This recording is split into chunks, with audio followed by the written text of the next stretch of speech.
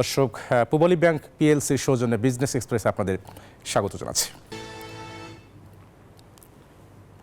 সীমাহীন দুর্নীতি আর লুটপাটে লোকসানের বৃত্তে বাংলাদেশ রেলওয়ে গেল ১.৫ দশকে কেবল অবকাঠামো খাতে ২১,০০০ কোটি টাকা লোপাটের অভিযোগ। যদিও কেনাকাটা বা প্রকল্পে আর্থিক গরমিলের দায় নিতে নারাজ রেল কর্তৃপক্ষ। সমন্বয়হীন উন্নয়ন এবং সক্ষমতার অভাবকে দুষছেন রেল মহাপরিচালক। আর রেলে দুর্নীতির কালো বিড়াল ধরতে লোকসানের কারণ অনুসন্ধানের পরামর্শ যোগাযোগ বিশেষজ্ঞের। শেখ জালালের ক্যামেরায় সজল দাসের প্রতিবেদন। বাংলাদেশ রেলওয়ে লোকসানই যার নিয়তি।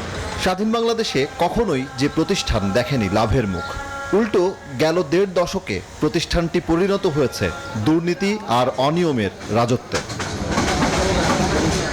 ২০০৯ সালের জুন থেকে ২০২৪-এর জুন পর্যন্ত রেলওয়ের ৮৯ প্রকল্পে খরচ ২১,০৭৮ কোটি টাকা। চলছে ১,৪১,৪৭২ কোটি টাকার ৩২টি প্রকল্পের কাজ। রেলপথ মন্ত্রণালয়ের তথ্য বলছে ১৫ বছরে লোকসান প্রায় ২১,০০০ কোটি টাকা। এই সময়ে বিপুল হারে বেড়েছে পরিচালন ব্যয়। বর্তমানে রেলের ৩ টাকা খরচে আয় মাত্র ১ টাকা। সীমাহীন দুর্নীতির অভিযোগ, লোকসানে জর্জরিত রেল। যদিও প্রশাসনিক কাঠামো দুর্নীতির পথ রুদ্ধ করেছে বলে দাবি রেল কর্তৃপক্ষের। একটা প্রজেক্ট কার্যক্রম করতে গেলে এটার মধ্যে রেলওয়ে মন্ত্রণালয়, প্ল্যানিং কমিশন, ইআরডি, দাতা গোষ্ঠী সবাই সংশ্লিষ্ট থাকে। আমরা যে কেনাকাটাগুলো করি এটা পিপিআর এর অধীনে করা হয়। তো এখানে কিছু রুলস রেগুলেশন আছে। সেই রুলস রেগুলেশন অনেক ক্ষেত্রে কিছু কিছু জায়গায় আছে সেখানে আসলে কেনাকাটার কিছু সমস্যাও তৈরি হচ্ছে। পিপিআরও আপডেট করার কাজ চলতেছে। এই বিশেষজ্ঞ বলছেন, রেলওয়ের লোকসানের অন্যতম কারণ অপরিকল্পিত ব্যয়, জবাবদিহি আর স্বচ্ছতা নিশ্চিতের তাগিদ তার। আমার বিকল্প খাতে কিন্তু আয় করার সুযোগ ছিল, কিন্তু রেল সেটা কিন্তু করেনি। অনেকে ব্যক্তিগতভাবে হয়তো এখান থেকে লাভবান হয়েছে, কিন্তু প্রাতিষ্ঠানিকভাবে লাভবান যে বিষয় সেটা কিন্তু করেনি।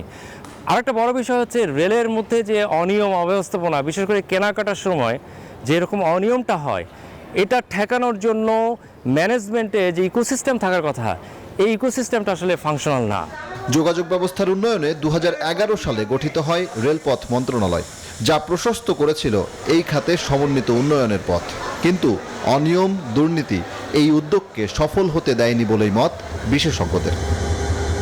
সাবেক এক রেলমন্ত্রী নিজেই বলেছিলেন রেল খাতের দুর্নীতির কালো বিড়ালের কথা। সেই বিড়াল এখনো খামচে আছে এই রেল খাতকে, আর যে কারণে হাজার কোটি টাকার বরাদ্দ কিংবা রেল খাতের উন্নয়নের নানা চেষ্টা শুধুমাত্র আটকে আছে অবকাঠামোর উন্নয়নেই, যা রেলকে ঘুরপাক খাওয়াচ্ছে লোকসানের দুষ্ট চক্রে। সজল দাস, নিউজ 24, ঢাকা।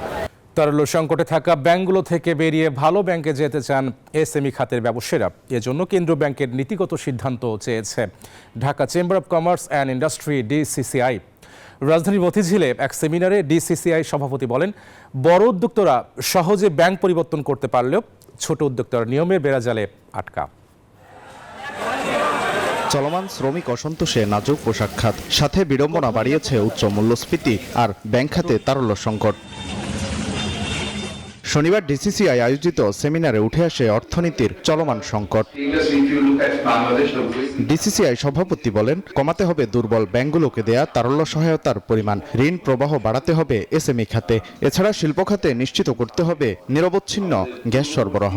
ব্যাংক ঋণের সুদহার বাড়লে কমবে ঋণ প্রবাহ, এমন দাবিও তার। জবাবে কেন্দ্রীয় ব্যাংকের প্রতিনিধি জানালেন, মূল্যস্ফীতি নিয়ন্ত্রণে আসলেই কমানো হবে নীতি সুদহার। ব্যাংকের যে বেসরকারি খাতে ঋণের প্রবাহ যদি ইন্টারেস্ট রেটের এই স্ট্র্যাটেজিটা চালু থাকে, তাহলে ঋণের প্রবাহ আরো কমে যাবে। পলিসি রেটটা ততক্ষণ পর্যন্ত বাড়ানো হবে যতক্ষণ পর্যন্ত আমাদের ইনফ্লেশনটাকে কন্ট্রোলে নিয়ে আসতে না পারি। আবার ইনফ্লেশনটা কন্ট্রোলে আসলে আমরা আবার পলিসি রিভার্স করব। চলমান অর্থনৈতিক সংকট কাটাতে সমন্বিত উদ্যোগের পরামর্শ দেন শ্বেতপত্র প্রস্তুত কমিটির এই সদস্য। প্রথম ধাপটা হচ্ছে ইকোনমিক গ্রোথ বলেন বা ডেভেলপমেন্ট বলেন, এই যে ইনস্টিটিউশনসটা, সেটা যদি আমরা ইন্টিগ্রেশন করতে পারি ইনস্টিটিউশনের সাথে, যেটাকে এসডিজি 16 বলা হচ্ছে peace, justice and strong institution, এই জায়গাটা ইনস্টিটিউশন বিল্ড করাটা আমাদের খুবই দরকার। পুঁজিবাজারে আস্থাহীনতার বিষয়ও উঠে আসে সেমিনারে। ভালো কোম্পানি তালিকাভুক্ত করা ও দীর্ঘমেয়াদী বিনিয়োগকারীদের বাজারে অন্তর্ভুক্ত করতে উদ্যোগ নেয়ার আহ্বান বক্তাদের। ওয়ালেদ সাকিব, নিউজ 24, ঢাকা।